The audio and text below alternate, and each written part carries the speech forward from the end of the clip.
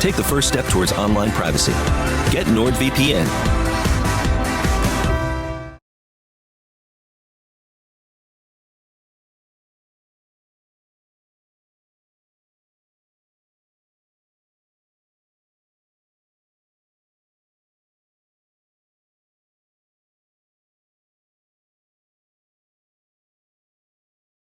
But talking about money, because you seem to be into quite a few things, aren't you? So you are obviously known as crypto rich. So now I know nothing about crypto.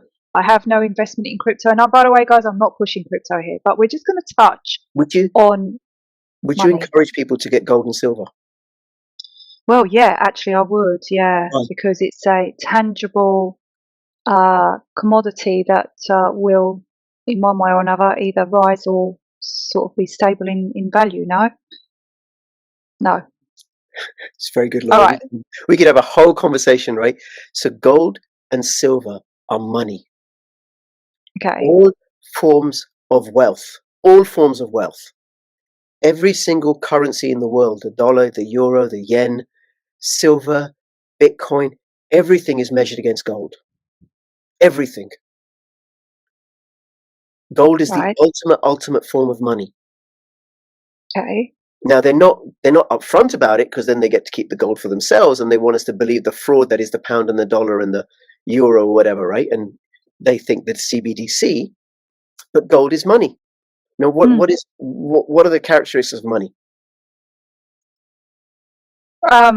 It's the exchange. It's what people use to buy things. Yeah, it's a value transfer. It's an exchange, right? You can exchange value with it. It represents value, like 10 man hours or woman hours, right? Of labor or whatever, 10 hours of labor and energy as represented by this token, by this piece of gold sovereign, for example, right? And then I can use it to buy something off you. I'm a cobbler. You have potatoes. You don't want any more shoes. You've had enough shoes, right? But I'll give you this sovereign for a sack of potatoes, and then you can take that sovereign and go and exchange it for some fish. Because you've got plenty of potatoes, and now you can make fish and chips. And the fishmonger can come to me and say, look, here's a sovereign. Because I need some shoes. So you got that circulating, that exchange of value, right? But you can't use anything to exchange value. It has to be durable. We couldn't use leaves because they would decay. Yep. Right? And actually, in one state in the US, they did use tobacco leaves and they did decay, right? But the other problem, so it's got to be, there's got to be enough agreement. I can't give you like a stone that I got off the beach here. Yeah. Rich, I'm not taking this. The fishmonger won't take this. So there has to be agreement, right? Yeah. And then agreement, token of value, durable, because you don't want to give something that's going to decay. Portable. I want a sack of potatoes. Here's a tree trunk. Yeah. What am I going to do with the bloody tree trunk, right? And the tree's still in the ground. So it's got to be portable. Yeah. And then it's got to be divisible. So I've got to be able to divide it. So I only want half a sack of potatoes. Okay, well, give me half a sovereign. It's also got to be fungible. And what that means is that 1 ounce of gold is exactly the same as another ounce of gold. That's fungibility. Right. A tree trunk, this is a sycamore tree trunk, is not the same as an oak tree trunk, right? So it's got to be fungible. So I hope I can remember these. I'm doing it off the top of my head. Fungibility, portability, durability, divisibility, exchange of value, agreement, and scarcity. So we don't use tin as money anymore because it's worthless. The greater the supply of something, the less value it has. Which is why silver has less value than gold, because silver is more common than gold. Silver has all those qualities: divisibility, portability, fungibility, scarcity, agreement. So gold and silver have all those characteristics.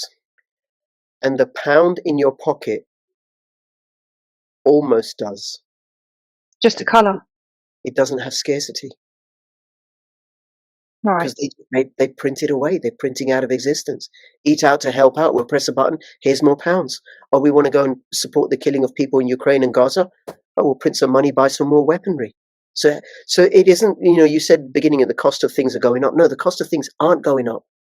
The purchasing power of government issued currency, like the pound, the dollar, the euro, is going down. I remember when we first came to this country, 5 of us, a weekly shop, a big trolley full of food, £5.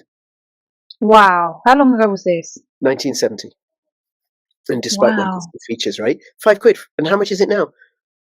Oh, don't even go there. I couldn't even afford to do a trolley full. Just Yeah, wouldn't happen. I'd yeah. get like a quarter of a trolley, and that's it. That's in, Aldi.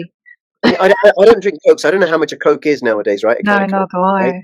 But it's like I need more and more pennies to buy the can of Coke. The can of Mm. Coke is the same. Coke is the same. It's terrible, right? But the purchasing power of the pennies has reduced. So I need more and more because they keep increasing the supply. You increase the supply of something, it loses value. Mm. So you can't increase the supply of gold. You can't accelerate it because you have to work to get it out of the ground. You can't increase the supply of silver because it takes work. You can't just push a button and print more silver or print more gold. Mm. All of those characteristics Make it valuable. make it valuable, desirable. It's it's money. Bitcoin has all those characteristics. How? Well, the only When one that, Bitcoin is digital. yeah. Well, the only thing, you can't hold it, but Yeah. digital goods, digital products have value. Like what? Email, the application you're using to record this video, the Yeah. browser, Firefox browser, Brave browser, Dissenter browser. It has value. It has utility. Some digital goods people pay for, like a VPN, Mm. Microsoft Word. Mm. It has value. Just because you can't hold it physically, Doesn't mean it's got no value. yeah, because who decides it's got value are people, which is people doing the market, which is really people just exchanging value with each other. Mm. In Britain, I don't think people get the value of gold. No. Well, too bad. Well, too bad for you, Laura. Mm. People in Africa get it. People in South America get it. People in Asia get it. Right? Yeah. People in Germany get it. The market is global, Yeah. right? So digital goods do have value. You just can't hold on to them. But then we live in a digital world, like it or not. I can't send you gold. I can No. send you a message on WhatsApp or Telegram or an email.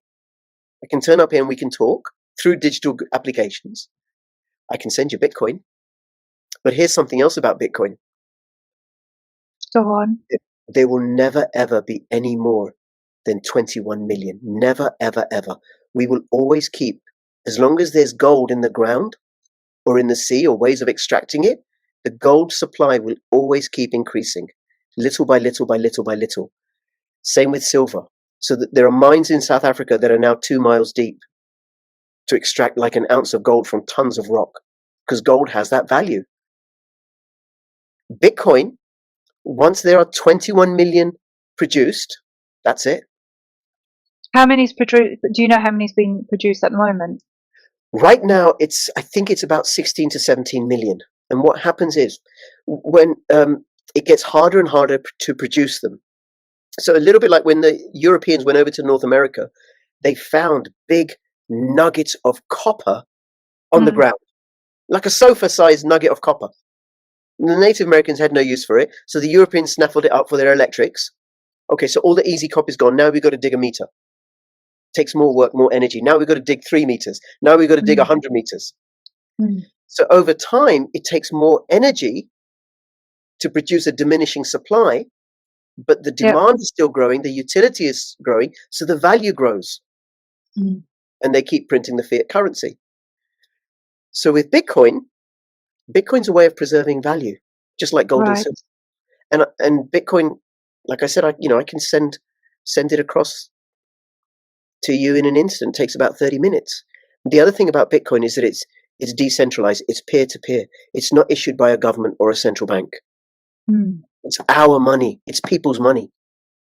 So how does that work? I mean, right, how do you know which Bitcoin is the right Okay. Bitcoin? Okay. So far, I've spoken about Bitcoin specifically as Bitcoin. Right. Right. There are thousands and Yeah. thousands of cryptocurrencies, of these digital forms of payment. Right. Many different types. Some of them are scams. Some of them are shams. Some of them are failed projects. Some of them are fabulous. Some of them are in between. There's many. Bitcoin, I would invite you to consider as digital gold. It is Right. the mothership of all cryptos. It's the most conservative one. Buy a little, no more than you can afford to lose. Learn a little bit about it. Come back in 8 years. Tell me how you did. Because the governments are going to keep printing money. They're going to keep printing money. And Bitcoin is our way out of CBDCs because it can't be censored or controlled by the way that it's designed by any single entity. Okay, so now you're generically cryptocurrency. It's like, let me see. We talked about cars. Yeah. You can say, well, how do I know which car to buy? We'll do some research. Mm. Mm. So I think the best-selling car, Toyota Corolla or something like that, or the Volkswagen Beetle. I think so, possibly, right? Volkswagen Beetle is a really great car. Very simple design, very easy to maintain, but it's not as flash or as fast as a Lambo, nor is it as energy efficient as, say, a Prius. Mm. Okay, so do a bit of research and choose. Does that answer your question? It does, but how would you know which ones are the scamming ones? Well, people got to be responsible Mm. and do their own research and look into it. I Is think it a form of gambling, or do you just buy it and keep it, or do you have to reinvest it? What do you kind of have to do? if I draw an analogy with email, Mm. you have a public email address, and I send you an email, and it stays in your email account. Yep. And you have a private key or a password that lets you into your email account. You give away your public address, and people can send you emails, and you can keep the emails. You can send emails to yourself and keep them, and that email account is available forever, pretty much, right? Yep. As long as Yep. that service still exists. So then what you keep your Bitcoin in, and I'm talking specifically about Bitcoin, is what is a Bitcoin account known as a wallet. Mm.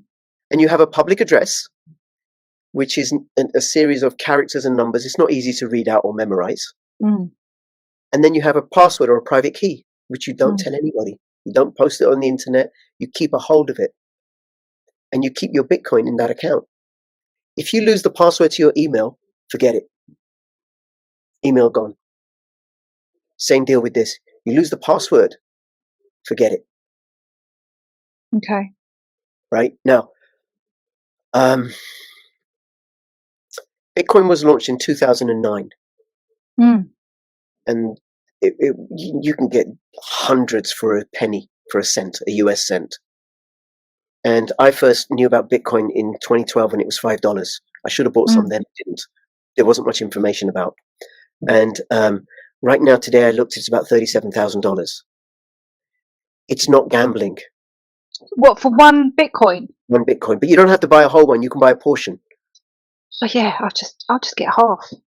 Yeah, half or a quarter or whatever, right? I mean, the best way of, if you decide, if people, do their own research, get into it, right? The best way of buying it is buying a small amount on a regular period, a bit every week. And the governments are going to keep printing money, and they're going to drive us towards CBDCs, their centralized digital currencies, so they can track all our movements and everything, and then track all our purchases and punish us unless we eat crickets. Bitcoin Yeah. is decentralized. There's no central point of control. Do you know about BitTorrent? The No. file sharing, Pirate Right. Bay? Yeah. No. Okay, so BitTorrent has cost Hollywood and Lollywood and Bollywood and Chinese film industry hundreds and hundreds, possibly billions of dollars in copyright fees, because people can just share files, music, films, everything. Oh right. Yes. Yes. Yep. Yeah? Yep. It's fully decentralized. So the governments have not been able to close it down because there's no, it's like playing whack-a-mole. There's just Yeah. many keep popping up. Bitcoin is like that. It's Right. built on the same protocol, the same sort of code. They can't shut it down. What someone's saying about SegWit. What's SegWit? Okay, so I'm going to keep this really, really, really simple. Simple. Yeah. Please do. So, and I'm going to draw an analogy with motor cars, with Right. cars, right? I know how to drive a car. I have a second-hand Prius, which is a hybrid. Sometimes it runs on battery, sometimes it runs on petrol. Right. I don't know how the car works. I know an EV, a fully electric vehicle, runs differently. A Yep. Formula One car runs differently. They all have different characteristics. Some are faster, some are more fuel efficient. So SegWit is a particular way. It's a little bit too technical for this audience, I think, right? It's just a way of checking that Bitcoin transactions can't be defrauded. Right. That's what it is. It's a particular way of doing that. Look, I could send you a PDF, right? Or actually, what people could do is, they could copy this video and post it all over the place, Yeah. and nobody, Yep. and it will be as good as the original because of the quality of digital copies. Right. The way that Bitcoin is designed is you can't make a copy of it. Right. Just Okay. and SegWit is one way of ensuring that there aren't any copies. The copies have no validity. I'm having a question, guys. I'm not seeing all the questions. Right? Have you heard about the Bradbury pound? And if you have, why can't we do this again on a local level? You can, absolutely can. Knock yourself out. The thing about the Bradbury pound is the nature of issuance. The problem with issuance. If you gave me, despite all my ethics and my commitment to equality and integrity and everything, right? If you gave me the power to issue currency, oh my God, could I resist the temptation? Just a little bit here, just a little bit here, right? Which is how currency came to be, as gold receipts. People would use gold receipts to exchange value and stuff. And then what the gold dealers did was they kept producing fake receipts because the temptation was too great. So the problem with something like the Bradbury pound is the question of issuance. Right.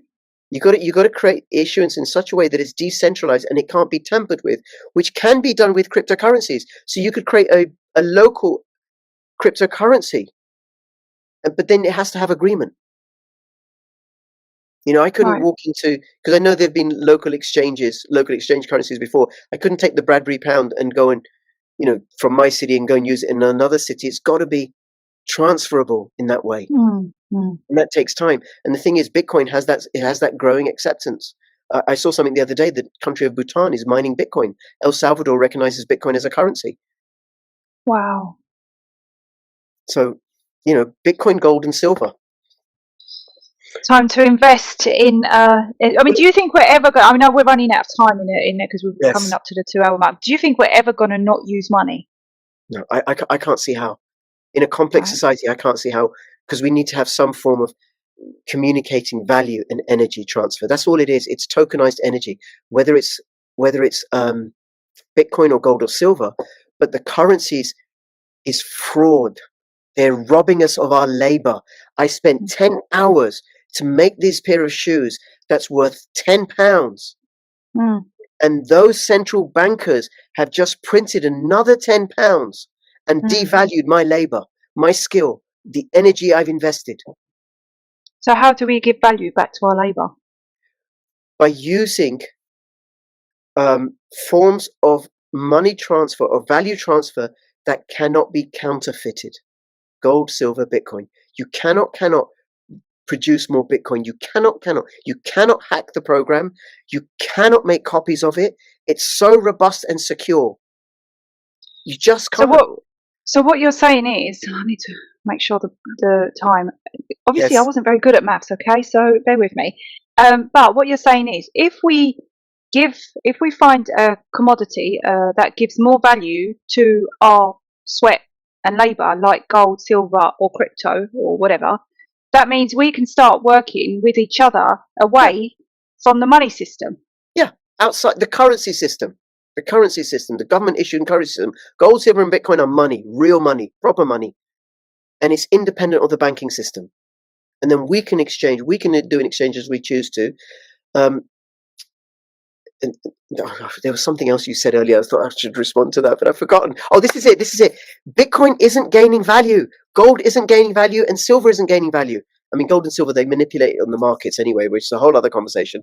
But Bitcoin isn't gaining value. It's not. One Bitcoin is one Bitcoin. 1 ounce of gold is 1 ounce of gold. But it takes more pounds, more dollars to buy the same Bitcoin because that's losing value. They keep printing it. Okay. They're Right. increasing the supply. So Bitcoin is a way of preserving wealth. Gold is a way of preserving wealth. Silver is a way of preserving wealth, apart from the manipulation that they do with gold and silver, which is a whole other conversation, like I said, right? So you buy, and we haven't even gone into the cycle, the Bitcoin halving. I did a video about that on my channel a few weeks ago, and people can go and check that out, right?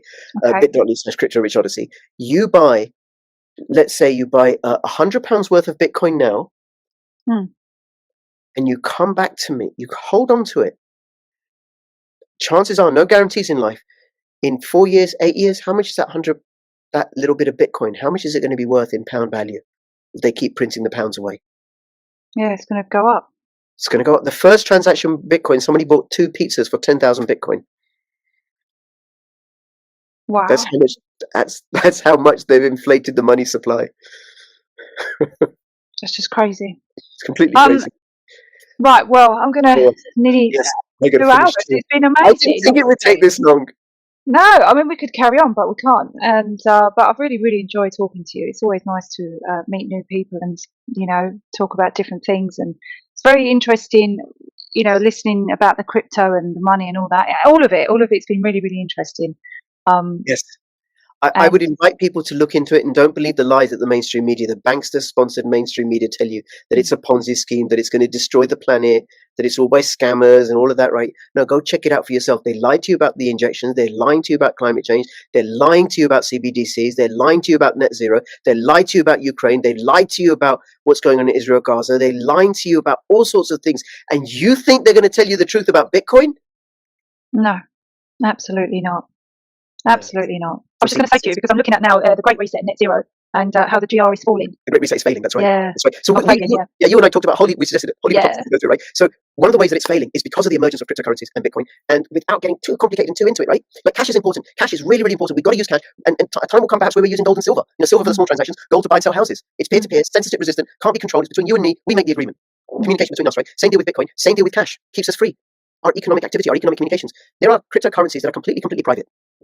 And there is Bitcoin you can track, you can see the trace and everything. It went from this wallet to that wallet to that wallet, and this much and this much. There are cryptocurrencies like Pirate Chain, completely private. Nobody will know. If you and I met up, Laura, and I gave you £20, or you gave me £50, right? Nobody would know. When we do it in a room somewhere or whatever, nobody knows about that. Yeah. Privacy cryptocurrencies offer that security and freedom. So it's our way out. So one of the reasons is, and I think Christine Lagarde, is it Lagarde or one of the other ones, Ursula von der Leyen, one of them has said that Bitcoin, they want to shut down Bitcoin because it's the exit route to CBDCs. Because it's peer-to-peer, censorship resistant. Interesting. They want to get their cut. If you and I do a deal, why on earth should the bank get a cut or the government get a cut? All they're going to do is use that money to go and kill people and enslave us in 15-minute cities and all that, right? But the Great Reset is failing, I think, for a whole variety of reasons, some of which will be familiar to your audience, and when this goes out my channel to my audience, that people will know about. One is the injections. The injections didn't work as they intended. People woke up because they hurt too many people too quickly. So, there were people like myself who didn't have the injections, woke up about it, and then a cousin of mine had an injection, got hurt. Okay, not having a second one. Right, a friend had the second one, got hurt, not having that. And then the friend's partners or the friend's family saw what happened to the friend or to the cousin or whatever. So they all became anti-vaxxers. We're white supremacists like me. We're all white supremacists now, right? Well, I've got quite a few. I've got a list to take. I'll tell you what, if this last 3 years was me taking a college or a university degree, I'll tell you, I've ended up with a whole arm of names that I can add before my name, Yep. Anti-Semitic and homophobic, and I mean the list goes on. Transphobic, everything. Transphobic, yeah, everything. I am critical of BLM and their notion, notion that white people are racist just because they're white. No, because that's the same as saying, this person's got this skin color, therefore they're like this. No, that's not what Martin Luther King stood for, right? No. Nonsense. You can tell me my wife is racist because she's white? No. Yeah. My brother is a Muslim scholar, and he's actually married to a Jewish woman. You can tell me she's Jewish because she's white? No. I love the mix in your family. I think it's amazing. Well, we're all human beings. I love that. That's amazing. So you're a Muslim. You married a Scottish Christian, and your brother's also Muslim, and he married a Jew. Yeah, and I go to Quaker meetings where I sit in silence and listen to the spirit. Anyway, because I'm actually human beings honor human beings. I have that in my family. I want that for everybody. Where we honor each other, we find our own paths, and we honor each other on those paths. But anyway, so more and more people are waking up, and I think people are becoming less and less trusting of the media. There's more and more of their lies being exposed, like the Russiagate lie. The European Union is in really, really bad shape. I am so proud that in 2016 I voted Brexit because, of course, I'm this xenophobic white supremacist, right? Right-wing Farage-loving one. I actually voted Brexit out of listening to George Galloway and Tony Benn, right? Wow. And it was a left-wing position to oppose the European Union, right? But the European Union is failing. Germany's deindustrializing. They can't manufacture like they used to because they don't have access to cheap Russian energy anymore. So how are they going to compete? And Germany is the main powerhouse, it's the main source of income for all of the European Union. And then recently there was a decision this week gone by a German court that said that the money that had been German euros that had been earmarked for COVID could not be used to promote the climate agenda. Yeah. So that's good. So that's failing there. And France is in such a mess. France is in such a mess. So there are 33 countries that don't have their own currency, 33 third world nations. 19, I mean, there's more, right? But I'm talking about the ones to do with Europe. 19 of them are in Europe, the Eurozone. And 14 of them are in Africa, former French colonies that don't have their own currency. They use the colonial franc. And France has used the colonial franc to impoverish these nations. In particular, it's been in the news recently, is Niger. So France was buying uranium from Niger for about $2 a kilo. And then using that cheap uranium to manufacture energy, which they're selling to their domestic population at market rates, and then selling at an even higher cost to the Netherlands and Britain and Germany and other countries, and raking in lots of money. So Niger had a coup. And they said, no cheap uranium for you. You want uranium from us? Well, the market price is $160 per kilo. Get this, they're getting it for under $2 a kilo. And the market rate is $160 a kilo. And the Niger government, you want our uranium? $200 a kilo. Wow. So France is losing that revenue income, and other former French colonies are noticing. And they can't go to war with Niger because they've bled themselves dry in this tragic escapade, this tragedy with Ukraine. They don't have, it's just horrific what's happening in Ukraine. But the African nations are noticing, and they're saying, hey, listen, we're making nice with Russia and China. They're not exploiting us like you Europeans have done. Russia and China don't have the history, the legacy of imperial conquest that has shaped Europe, including Britain. So Europe is fading. The Federal Reserve, I think, and I follow a guy called Tom Luongo, Gold, Goats and Guns. Tom Luongo, I really recommend, great stuff, and also the Duran on ODYSEE, great channel, great analysis. The Federal Reserve is in a war with the WEF. And it's a war that's happening in the money markets. And it's not being reported about in the media. Not represented. What the Federal Reserve is doing, Jay Powell, the head of the Federal Reserve, has said, we're not doing this climate change agenda. We're not going to do it. It's not my job. My job is to keep inflation low and to protect the dollar. Now, the Federal Reserve is not a national bank. It's a private bank. It's owned by Goldman Sachs and JP Morgan and a few others. And those banks are like, no CBDCs. You're cutting us out of our business. CBDCs will destroy commercial banking. You think those gangsters are going to give up? The Goldman Sachs gangsters are going to give up to the WEF gangsters? No. This is our turf. You're not muscling in our business model. So Jerome Powell has for a couple of years been slowly raising interest rates. Now, if anybody's watching and is still like pro-Remain and pro-EU, get this. The European Union has been so healthy financially, in such good shape, that from 2014 to 2022, they had zero interest rates or negative interest rates on their bonds. Negative interest rates make no sense. It's upside down money. Laura, I will lend you $1 billion. You only need to pay me back 990 million. Wow. Yeah. What? How does a bank function? How can you have a functioning banking system with that? And if you can't get rid of the big figures, right? Anybody watching, I'll lend you £100 and you only need to pay me back 95. Well, I'll lend you 100 Bitcoin, you only pay me back 90. I'm kidding, by the way, right? But just how can a bank function that way? It destroys banking. It destroys the way that currency moves through the system. And that's because the EU is in such a terrible financial state. So now you've got high interest rates in the United States. You've got currency in Europe.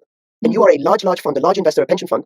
You can get higher interest rates here than there. Where are you going to move your money to? Yeah, you'll move it where the higher interest rate. You're going to move it where the higher interest rates are. And what's going to happen to interest rates here? They're going to have to go up higher in order to fund, in order to compete. Which then means that these mega billionaires, what they were doing was borrowing money at zero or negative interest rates. You lend me £100,000. I only have to pay you back 950 or 900. Well, I don't care how I invest that £1,000. I don't have to produce a return. I can invest it in some climate change boondoggle. It'll make no money, but will enslave the population. Yep. That can't do that anymore. No country is bigger than the market. So money is draining out of the European Union into the United States. The euro will keep going down. Add to the problems with Germany and what the Ukraine war has done, and France, and then the immigration, the open borders. So look, I'm an immigrant to this nation. I come from this anti-racist, I joined the anti-apartheid movement, but you cannot have open borders. Open borders didn't work for the Native Americans. It didn't work for India or Africa. It didn't work for the Tasmanian people, the Tasmanian Aborigines, because when the British arrived, they hunted them like animals. Open borders destroy culture and religion and language and faith and society. And people want to come in, fine. If they're invited, if they can offer something useful, like people came from the former colonies in the 50s because they were needed for jobs. There wasn't enough of a workforce. That's one thing. But just to let anybody in, so that's going to create more tension and more resistance. So you've got what's happened in the Netherlands with the election of Geert Wilders and his party, and the AFD in Germany, who are gaining more power. And then people are looking at the climate change agenda and like, this is hogwash. You're going to make me cold. You're going to blame me. And here's the thing about climate change. Isn't it funny how the continent that has no appreciable hydrocarbons is telling the rest of the world how to live and what's good for them? Europe's civilizing mission. I've heard that tune before because they came to the rest of the world and said, listen, you are savages. We will tell you how to live your lives while we plunder your resources. Yep, absolutely. So Europe has no appreciable hydrocarbons. It's saying to Burundi and Tanzania and Bangladesh, no development for you because we can't compete. And they'll be like, sod you, we're hanging out with the Russians and the Chinese. Yeah. Oh, they're building they've got bricks, haven't they? That's what they're... The rest of the world, I mean, Europe is a basket case. And Joe Biden, who likes sniffing little children. I saw that on the Richard Bones. If you guys haven't seen that, go and watch that Richard Bones. I thought it was so funny because you guys didn't mention him, but you showed the clip of of some guy, and this is what grooming could look like. You played that; it was brilliant. Okay, but because more and more people are waking up, more and more people are reacting to this, more and more people are receptive. That's been my experience as a conspiracy theorist, tinfoil hat, we're a Brexit, dear Trump, all that business, white supremacist, racist, xenophobe. People are more receptive because they can see through the lies. And then we have decentralized applications like decentralized money, decentralized virtual private networks, decentralized information platforms like FreeSpeak, like ODYSEE, that we can exchange information and share ideas. Yes, and decentralization always wins over centralization. Do you think there's going to be like a split world? No, Do I you think think that's true? no, I think what's going to happen is there's going to be more and more conflict, civil conflict, military conflict, more hot wars. There's going to be more protests. There's going to be more financial wars. CBDCs, they're going to try it. It's going to fail. Mm. More and more resistance. It's going to take a few years, but the Great Reset's going to crumble. More and more awakening. It's just going to crumble. I'm having a question, guys. I'm not seeing all the questions. Right? Have you heard about the Bradbury pound? And if you have, why can't we do this again on a local level? You can. Absolutely can. Knock yourself out. The thing about the Bradbury pound is the nature of issuance. The problem with issuance. If you gave me, despite all my ethics and my commitment to equality and integrity and everything, right? If you gave me the power to issue currency, oh my God, can I resist the temptation? Just a little bit here, just a little bit here, right? Which is how currency came to be as gold receipts.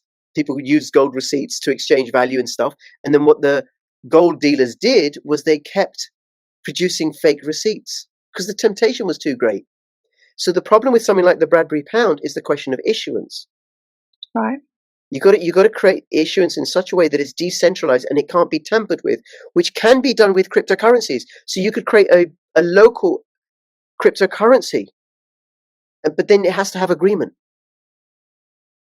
You know, I couldn't walk into, because I know there've been local exchange currencies before. I couldn't take the Bradbury pound and go and, you know, from my city and go and use it in another city. It's got to be transferable in that way. And that takes time. And the thing is, Bitcoin has that, it has that growing acceptance. I saw something the other day. The country of Bhutan is mining Bitcoin. El Salvador recognizes Bitcoin as a currency. Wow. So, you know, Bitcoin, gold and silver. Time to invest in. I mean, do you think we're ever going? I know we're running out of time in there because we're coming up to the 2-hour mark. Do you think we're ever going to not use money? No, I can't see how. In a complex society, I can't see how, because we need to have some form of communicating value and energy transfer. That's all it is. It's tokenized energy, whether it's Bitcoin or gold or silver. But the currencies is fraud. They're robbing us of our labor. I spent 10 hours to make this pair of shoes that's worth £10. And those central bankers have just printed another £10 and devalued my labor, my skill, the energy I've invested. So how do we give value back to our labor? By using forms of money transfer or value transfer that cannot be counterfeited. Gold, silver, Bitcoin. You cannot produce more Bitcoin. You cannot hack the program. You cannot make copies of it. It's so robust and secure. You just can't. So what you're saying is, I need to make sure the time. Obviously, I wasn't very good at maths. Okay, so bear with me. But what you're saying is, if we find a commodity that gives more value to our sweat and labor, like gold, silver, or crypto, or whatever, that means we can start working with each other away from the money system. Yeah, outside the currency system. The government issued currency system. Gold, silver, and Bitcoin are money, real money, proper money. And it's independent of the banking system. And then we can exchange, we can do an exchange as we choose to. And there was something else you said earlier. I thought I should respond to that, but I've forgotten. Oh, this is it. Bitcoin isn't gaining value. Gold isn't gaining value, and silver isn't gaining value. I mean, gold and silver, they manipulate it on the markets anyway, which is a whole other conversation. But Bitcoin isn't gaining value. It's not. One Bitcoin is one Bitcoin. 1 ounce of gold is 1 ounce of gold. But it takes more pounds, more dollars to buy the same Bitcoin because that's losing value. They keep printing it. Okay. They're increasing the supply. So Bitcoin is a way of preserving wealth. Gold is a way of preserving wealth. Silver is a way of preserving wealth, apart from the manipulation that they do with gold and silver, which is a whole other conversation, like I said, right? So you buy, and we haven't even gone into the cycle, the Bitcoin halving. I did a video about that on my channel a few weeks ago, and people can go and check that out, right? bit.ly/crypto-rich-odyssey. You buy, let's say you buy £100 worth of Bitcoin now, and you come back to me, you hold on to it. Chances are, no guarantees in life. In 4 years, 8 years, how much is that little bit of Bitcoin? How much is it going to be worth in pound value if they keep printing the pounds away? Yeah, it's going to go up. It's going to go up. The first transaction Bitcoin, somebody bought 2 pizzas for 10,000 Bitcoin. Wow. That's how much. That's how much they've inflated the money supply. That's just crazy. It's completely crazy. Right. Well, I'm going to nearly Yes, I got 2 to finish hours. too. It's been I amazing. didn't think it would take this long. No, I mean we could carry on, but we can't. And but I've really, really enjoyed talking to you. It's always nice to meet new people and talk about different things. And it's very interesting, listening about the crypto and the money and all that. All of it's been really, really interesting. Yes. I And would invite people to look into it and don't believe the lies that the mainstream media, the bankster-sponsored mainstream media tell you that it's a Ponzi scheme, that it's going to destroy the planet, that it's all by scammers and all of that, right? No, go check it out for yourself. They lied to you about the injections. They're lying to you about climate change. They're lying to you about CBDCs. They're lying to you about net zero. They lied to you about Ukraine. They lied to you about what's going on in Israel, Gaza. They're lying to you about all sorts of things. And you think they're going to tell you the truth about Bitcoin? no, absolutely not. Absolutely not. So you've been doing this for quite some time then? Well, I started my YouTube channel in April 2017. I chose the name Crypto Rich because people want to get rich with crypto, Oh, excellent. right? That's why. Can They you don't. get obviously you can get rich with People crypto. can be. I've lost money and I've made money, but overall, I've done well because I've done my own research. I didn't put in any more than I can afford to lose, and I have looked into projects. And okay, it's a patience. It takes patience, but it does with any investing. But the thing about the promise of cryptocurrencies is that it sets us free from the Great Reset. I was just going to say to you, because I'm looking at now the Great Reset and net zero and how the GR is falling. The Great Reset is failing. That's right. Yeah. That's right. So Failing, yeah. yeah, you and I talked about we suggested